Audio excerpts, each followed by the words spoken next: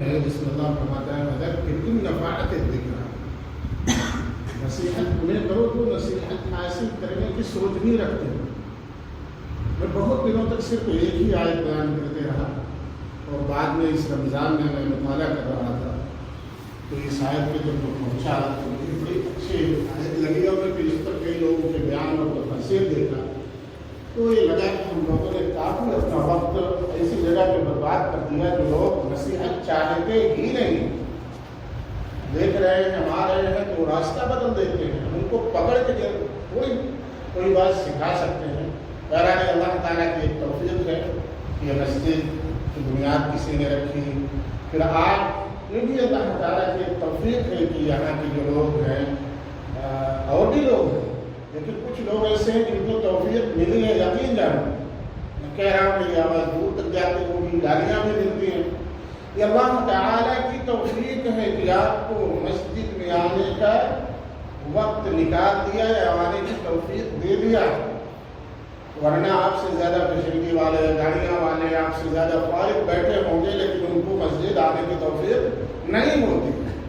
یہ مت سوچو، بلکہ جو قرآن میں بار بار فی قلوبہم مرض، ایسے لوگوں کے دلوں میں مرض ہے، اسی طریقے سے آتا ہے کہ ان کے دل قسوہ ہے، یعنی بالکل سخت ہو گئے ہیں، پتھر کی مانند ہو گئے ہیں، چٹان کی مانند ہو گئے ہیں کہ چاہے جتنا ان کو ڈرایا جائے، اللہ رسول صلی اللہ علیہ وسلم کی وعید بیان کی جائے، ان پر کوئی اثر نہیں پڑتا ہے۔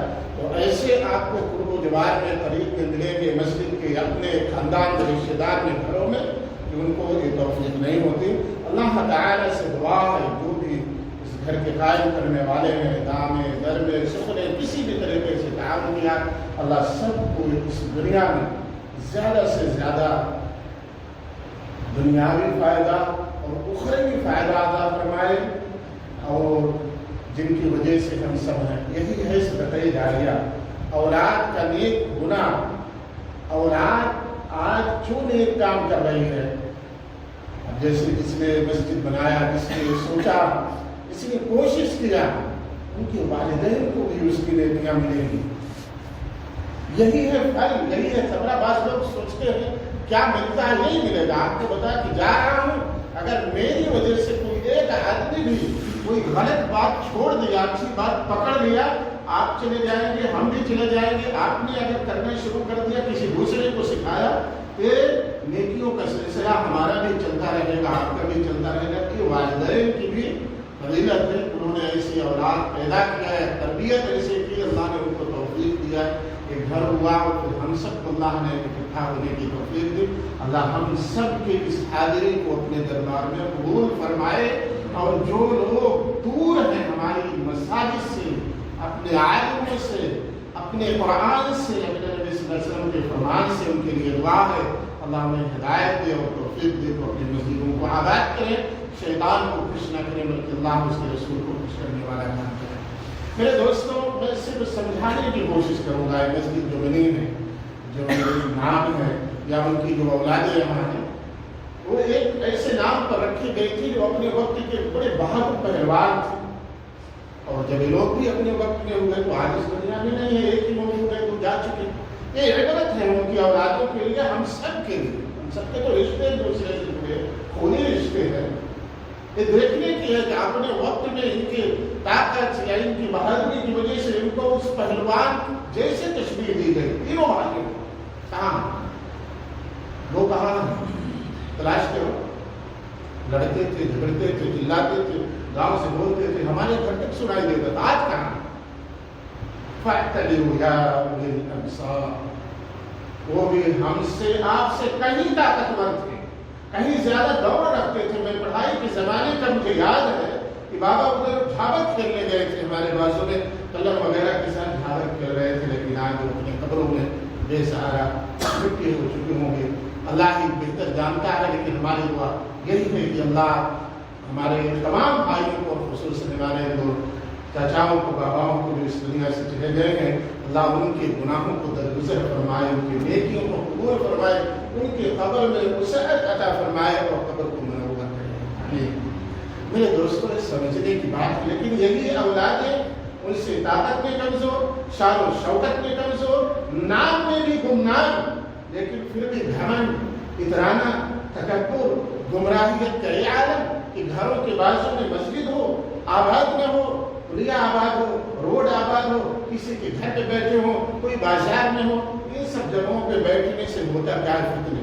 ابھی کچھ دنوں پہلے فتنے ہوئے تھے، کتنے لوگ بے گناہوں کا نقصان ہوا، کیوں ہوا؟ ہمارے آپ کے طریقے سے اس مسجد میں بیٹھو، کوئی بتائے کہ ہم مسجد میں گئے 2 گھنٹے بیٹھے ہماری فوجداری کسی سے ہو گئی؟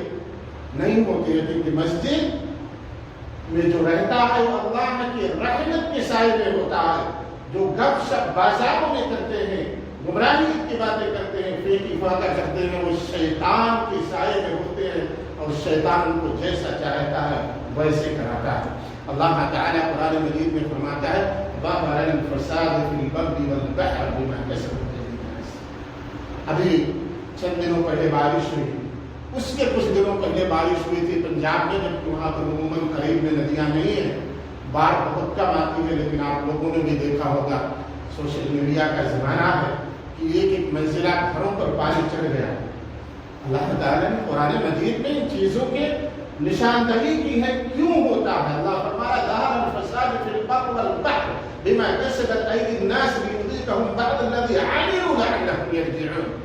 زمین میں ہو، زمینی طوفان ہو، آسمانی طوفان ہو، سمندری طوفان ہو، نہروں دریاؤں کا طوفان ہو، ان کی طرف سے آنے والی بلائیں ہو، اللہ فرما رہا ہے کہ تمہارے اپنے کرتوت کی وجہ سے لِيُذِيقَهُم بَعْضَ الَّذِي عَمِلُوا، تاکہ تمہارے بعض برے کام کا، سارے برے کاموں کا نہیں، بعض نافرمانیوں کے تمہیں مزہ چکھاؤں، سزا دوں، تنبیہ کروں، اور تم اس اپنے گناہ سے رجوع کر لو، گناہ کرنا چھوڑ دو، توبہ کر لو، اور اللہ اور اس کے رسول کے طریقے پر آ جاؤ۔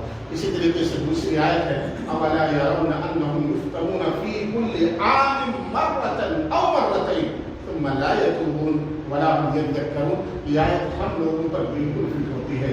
اللہ فرما رہا ہے کہ دیکھتے نہیں لوگوں کو، یہ آزمائش میں ڈالے جاتے ہیں، پریشانیوں میں ڈالے جاتے ہیں، ان پر عذاب آتا ہے، سختیاں آتی ہیں، سال بھر میں 1 بار، کبھی کبھی 2 بار، ثم لا يتوبون، پھر بھی توبہ نہیں کرتے، استغفار نہیں کرتے، بخشش نہیں طلب کرتے ہیں۔ دوستوں کیا آج نہیں ہم نے محنت کی، ہماری عقل سے، ہماری اپنی محنتوں سے، ہماری تدبیروں سے کچھ نہیں ہو سکتا۔ ایک بارش ہمیں بتا کے گئی، شاید ہی اس گاؤں میں کوئی بچا ہوگا جس کا کچھ نہ کچھ نقصان نہ ہوا ہو، شاید کچھ ہی لوگ بچے ہوں گے۔ بڑی محنتیں کیے، بڑی تدبیر اپنائے، ٹائم پہ لگائے، محنت کیے، فصل اچھی رہی، لیکن اللہ تعالیٰ نے کہا نہیں، تم نے میری قدرت کو جھٹلایا، میری عظمت کو پہچانتے نہیں، دنیاوی طاقت، دنیاوی شان و شوکت کے پیچھے چل رہے ہو، یہ اناج تمہارے گھروں تک میں پہنچنے نہیں دوں گا اچھی طریقے سے، اور نہیں پہنچا۔ اب 2 طریقے سے لوگ، ایک وہ ہیں جن کی چیز گئی لیکن آخرت میں ان کے لیے ذخیرہ محفوظ ہو، صبر کیا، کیونکہ وہ جانتے ہیں، وہ پڑھے گے اِنَّا لِلَّهِ وَإِنَّا إِلَيْهِ رَاجِعُونَ۔ ہم یہ جانتے ہیں کہ اِنَّا لِلَّهِ کوئی مارے تو پڑھا جائے، نہیں۔ الَّذِينَ إِذَا أَصَابَتْهُمْ مُصِيبَةٌ قَالُوا إِنَّا لِلَّهِ وَإِنَّا إِلَيْهِ رَاجِعُونَ۔ مومن کی ایک پہچان ہے کہ جب اس پر کوئی مصیبت آئے، بارشوں سے فصل برباد ہو جائے، جانور ان کے مر جائیں، بیماریوں سے پریشان ہو جائیں، کوئی بھی پریشانی ان کو پریشان کرے تو کیا پڑھیں گے؟ اِنَّا لِلَّهِ وَإِنَّا إِلَيْهِ رَاجِعُونَ۔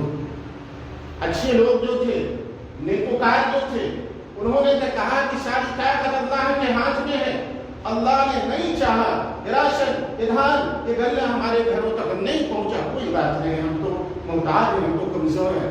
لیکن ایک دوسرا بھی گروہ یا دوسری جماعت، دوسرے قسم کے لوگ بھی ہمارے اپنے گھروں میں، پڑوس میں موجود رہے، معاملہ کرتے رہے۔ میں نے سنا اپنے کانوں سے، آپ نے یہ بند تھا برسنے کا، اس کے پہلے نہیں برسا، اتنا ہم نے بات کر دیا، یہ کر دیا، مشینوں میں اتنا پیسہ لگایا، وہ اللہ ہی کو دوش دینے لگے۔ ارے اللہ کے بندے یہ سوچو کہ جب تمہاری ڈیٹ پہ اللہ تعالیٰ پانی دینے لگے، دوسرا بولے نہیں ابھی نہیں چاہیے، تیسرا بولے نہیں 1 ہفتے بعد میری گرہن تیار ہوگی پھر بارش ہو، چوتھا بولے نہیں ابھی بھی میری تیار نہیں تو بارش نہیں۔ اللہ تعالیٰ کی قدرت کسی کے ہاتھ میں نہیں ہے کہ آپ جب چاہو گے بارشیں ہوں گی۔ ہمارے اپنے مسلم بھائی جو مسلمان ہیں، اپنے اسی گاؤں میں نے کہتے ہوئے سنا، اسی وقت ان کو بارش بہت بڑی بات ہے۔ اللہ کو دوش دینا، عیب نکالنا، اس کے بارے میں کوئی ایسی بات کہنا جس سے تحقیر ہوتی ہو. لیکن ایسے لوگوں کو دیکھا ہوگا، ایسے لوگ وہی ہیں جن کو اللہ تعالی نے پیدا کر دیا، دماغ دے دیا، دل دے دیا، کان دے دیا، آنکھ دے دی، لیکن ان کو حقیقت نہیں دکھائی دیتی. وَلَقَدْ ذَرَأْنَا لِجَهَنَّمَ كَثِيرًا مِنَ الْجِنِّ وَالْإِنسِ، بہت سارے انسان اور جنات ایسے ہیں جو جہنم ہی کے لیے بنے ہی ہیں. کہ وہ لوگ ہیں جو جہنم کے لیے بنے ہیں. ناشکری کیا، اللہ تعالیٰ پر عیب لگایا، اللہ تعالیٰ پر دوش رکھا، جب سوچنا یہ چاہیے تھا میں نے نمازیں نہیں پڑھی، میں نے جھوٹ بولا، میں نے اپنے میڑ والے بازو کو پریشان کیا، ٹریکٹر والے کو پیسہ نہیں دیا، مزدوروں کو پیسہ نہیں دیا، حال میں جھوٹ بولا، یا کہاں میں نے پڑوسی کے ساتھ دغا بازی کی، کس کا حق مارا، کس کی وجہ سے اللہ ناراض ہوا کہ میرے ساتھ 3 لوگوں کا اب تباہ ہو گیا. توبہ کرتا، استغفار کرتا، اللہ سے طلب کرتا، اللہ اس کے بدلے میں کوئی دوسری چیز اس کو دے دیتا. نہیں اس کو توفیق نہیں بلکہ اللہ تعالیٰ پر عیب لگانا شروع کر دیا. تو آپ اس گروہ میں سے نہ بنے، میری دعا ہے اور امید بھی ہے اور اس گروہ میں سے بنے کہ جو دیا اللہ نے اپنی طرف سے، اپنے فضل سے، اپنے کرم سے، اپنی برکت سے دیا، اور جو لے لیا وہ ہمارے نصیب کا نہیں تھا، وہ ہمارے نصیب کا نہیں تھا. یہی اللہ کی وحدانیت، اس کی عظمت، اس کی قدرت ہے جس کے آگے ہم کمزور پڑ جاتے ہیں، بے بس ہو جاتے ہیں. اگر ہمارے چلنے ہی لگے تو ہم اترانے لگیں گے. میں تو نماز پڑھتا ہوں، میرا کوئی نقصان نہیں ہو سکتا ہے. نہیں، ہم بھی دیکھیں ہمارا ایمان اور مضبوط، اہل ایمان کا ایمان اور مضبوط ہوتا ہے، اور منافقین کا، کفار کا ایمان کمزور پڑ جاتا ہے. کیونکہ یہ سمجھتے ہیں، آپ تھوڑا سا دیکھو نا کس طریقے سے انسان ظالم ہے. ہم چلو بھائی سگے بھائی کی لے لو، باپ بیٹے کی لے لو، اگر تھوڑا سا رسپیکٹ نہ دے، تھوڑا سا عزت نہ کرے تو ہم اس کا درجہ نیچے کر دیتے ہیں، اس سے محبت کم کر دیتے ہیں. بھائی سے ہو، پڑوسی سے ہو، رشتے دار سے ہو، یہاں تک کہ باپ بیٹے تک کا معاملہ ہے. لیکن ہم اللہ تعالیٰ کو کتنا ٹھکراتے ہیں. اگر آپ کوئی بھی جوڑ لو، میں بار کہتا ہوں ایک چیز دیکھیں صبح سے لے کے شام تک کون سا ہمارا طریقہ اسلامی ہے. نہ ہمارا اٹھنا، نہ ہمارا بیٹھنا، نہ ہمارا سونا، نہ ہماری تجارت، نہ ہماری گفتگو، نہ ہماری شادی، نہ ہمارے بیاہ، نہ کوئی چیز ایسا نہیں ہے جو پورا اسلام کے طریقے پر مل جائے. پھر بھی اللہ تعالیٰ اتنا قریب ہے کہ ہوا روکا نہیں، آکسیجن روک دیتا مر جاتا. پھر بھی رزق روکا نہیں، بارش روکی نہیں، پانی نہ رہتا تو کتنے دن جی، لیکن پھر بھی اللہ تعالیٰ دے رہا ہے. لیکن پھر بھی ہم ایسے ہیں کہ تھوڑا سا اللہ تعالیٰ ہمیں آزمانا چاہا تو ہم پھر ہو جاتے ہیں گریہ و زاری، دوش لگانا، اللہ تعالیٰ میں ہی کہیں اور کمی نکالنا شروع کر دیتے ہیں. تو آپ اس میں سے کریں جو شکر ادا کرنے والے ہو. آپ صلی اللہ علیہ وسلم فرماتے ہیں مومن کا معاملہ ہی عجیب ہے، اس کے ہر کام میں ہی خیر ہے. آپ صلی اللہ علیہ وسلم نے اس کی مثال کھجور کے پیڑ سے دیا کہ پتے سے ٹاٹی وغیرہ مانگ لیتے، تب تو کچھ دنوں کے بعد وہ بھی نہیں دکھائی دے گا، بچے جان ہی نہیں پائیں گے. اب تو سب دال پت کے لیے اس سے کام نکال لیتے ہیں. کھجور کا پیڑ ایسے ہے جو جس کی ساری چیز کام میں آتی ہے. ویسے جو وہاں درخت ہوتا تھا اس کی مثال آپ صلی اللہ علیہ وسلم نے دیا کیونکہ وہاں وہی درخت ہوتا تھا. ویسے ہمارے سامنے ہماری آپ کے یہاں بہت سارے پیڑ ہیں جو جن کی جڑوں سے لے کر، درخت سے لے کر، تنوں سے لے کر، ڈالیوں سے لے کر سب فائدے مند ہی ہیں. آپ صلی اللہ علیہ وسلم فرمائے مومن کا معاملہ ایسے ہی ہے. اگر اس کو کوئی خوشگوار معاملہ پیش آتا ہے، اتراتا نہیں ہے، پٹاخے نہیں لگاتا، آتش بازی نہیں کرتا. افسوس یہ بھی ہے کہ ہمارے اس گاؤں میں جہاں پر کمال کی بات ہے 11-12 مسجدیں ہیں، غلط نہیں، ایک آدھ گاؤں ایسا ملے گا پورے پرداب گڑھ میں جتنا مسجد ہمارے گاؤں میں ہے اتنا مسجد شاید کسی گاؤں میں نہیں ہے. 1-2 گاؤں ایسے ملے گے. لیکن حال ہے کہ خدا ہمارے یہاں جو میت تھی کچھ لوگ آئے تھے یقیناً میں شرمندہ ہو گیا. 2-3 آدمی پوچھتے ہیں کیا یہاں ہندو ہے کیا؟